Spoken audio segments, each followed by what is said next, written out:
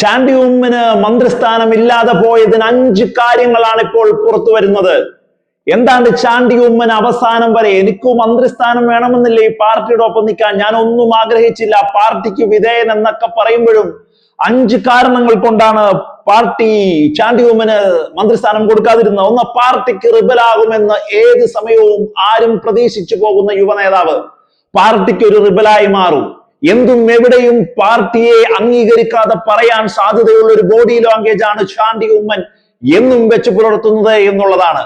ചാണ്ടി ഉമ്മൻ ഒരു കാരണവശാലും ഉമ്മൻ ചാണ്ടിയുടെ ഒരു സൗമ്യതയില്ലാത്ത നേതാവാണ് എന്നും പറയുന്നവർ അധികമാണ്. ചാണ്ടി ഉമ്മന്റെ പാർട്ടിക്കകത്ത് മാത്രമല്ല, കോൺഗ്രസിന് മാത്രമല്ല, മൊത്തത്തിൽ വിലയിരുത്തപ്പെടുന്നതാണ്.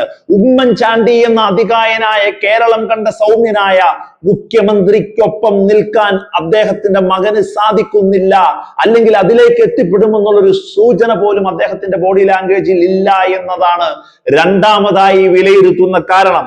സ്വന്തം കുടുംബത്തിൽ പോലും ചാണ്ടി ഉമ്മൻ റിബലായി മാറുന്നു എന്നതാണ് മൂന്നാമത്തെ കാരണം. നോക്കൂ നിങ്ങൾ, ചാണ്ടി ഉമ്മൻ എടുക്കുന്ന ഒരു ബോഡി ലാംഗ്വേജ് ഉണ്ട്. മറിയ ഉമ്മനോ അതുപോലെ തന്നെ അച്ചു ഉമ്മനോ പെങ്ങന്മാർക്ക് വേണ്ടി മത്സരിക്കാനുള്ള ഒരു സാധ്യത MLA തെരഞ്ഞെടുപ്പിലാവട്ടെ, അതുപോലെ തന്നെ ലോക്സഭാ തെരഞ്ഞെടുപ്പിലാകട്ടെ, അങ്ങനെ ഒരു സാധ്യത വരുമ്പോൾ പോലും ചാണ്ടി ഉമ്മൻ ഞാൻ ഒഴിഞ്ഞേക്കാം, ഞാൻ രാഷ്ട്രീയത്തിൽ നിന്ന് വിട്ടേക്കാം, എന്റെ അപ്പ പറയുമായിരുന്നു ഏതെങ്കിലും ഒരാൾ മതി എന്റെ കുടുംബത്തിൽ നിന്ന് എന്ന് പറയുമായിരുന്നു എന്ന് പറഞ്ഞ് മറിയയുടെയോ അച്ചുവിന്റെയോ അഭിപ്രായം പോലും എടുക്കാൻ സാധിക്കാത്ത രീതിയിൽ ആ ഡിസ്കഷനെ ക്ലോസ് ചെയ്ത് കളയുമെന്നുള്ളതാണ്.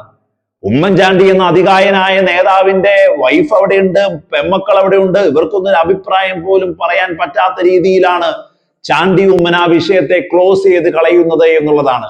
അദ്ദേഹം വളരെ ഡിഫെൻസീവായി മാറുന്നു, ഒട്ടും പ്ലീസിംഗ് ആയി മാറുന്നില്ല അത്തരം സംസാരങ്ങളിൽ, അത്തരം വിഷയങ്ങളിൽ. അതുകൊണ്ട് തന്നെ അദ്ദേഹം പാർട്ടിക്ക് മാത്രമല്ല, ഉമ്മൻചാണ്ടിയുടെ സൗമ്യതയില്ല എന്നുള്ളതല്ല, സ്വന്തം വീട്ടിൽ പോലും റിബലായി മാറുന്നു എന്നുള്ളതാണ്.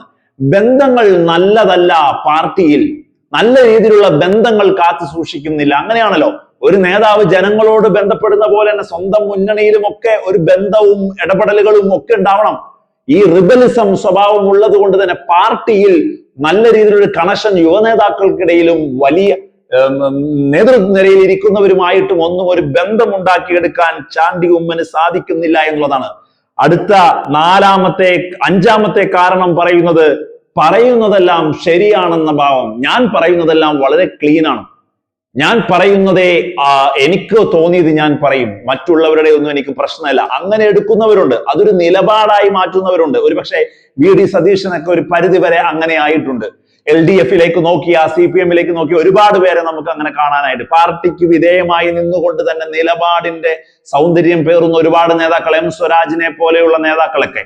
പക്ഷെ പറയുന്നതെല്ലാം ശരിയാണ്, ഞാൻ പറയുന്നതേ ശരിയുള്ളൂ എന്ന് തോന്നുന്ന രീതിയിൽ പല രീതിയിലും പരാമർശങ്ങൾ ഇങ്ങനെ തുറന്നു പറയുന്ന ചാണ്ടി ഉമ്മൻ, ഇത്തരം കാര്യങ്ങളാണ് ചാണ്ടി ഉമ്മനെ ഇത്ര നേരത്തെ മന്ത്രിസ്ഥാനം കൊടുത്ത് പരിഗണിക്കേണ്ടതില്ല, മാറ്റി നിർത്തേണ്ടയാളാണ് എന്നുള്ളൊരു ചിന്ത UDF-ലും പിന്നീട് അത് കോൺഗ്രസും കൺസീവ് ചെയ്യാൻ കാരണം എന്നുള്ളതാണ് പുറത്തു വരുന്ന വാർത്ത.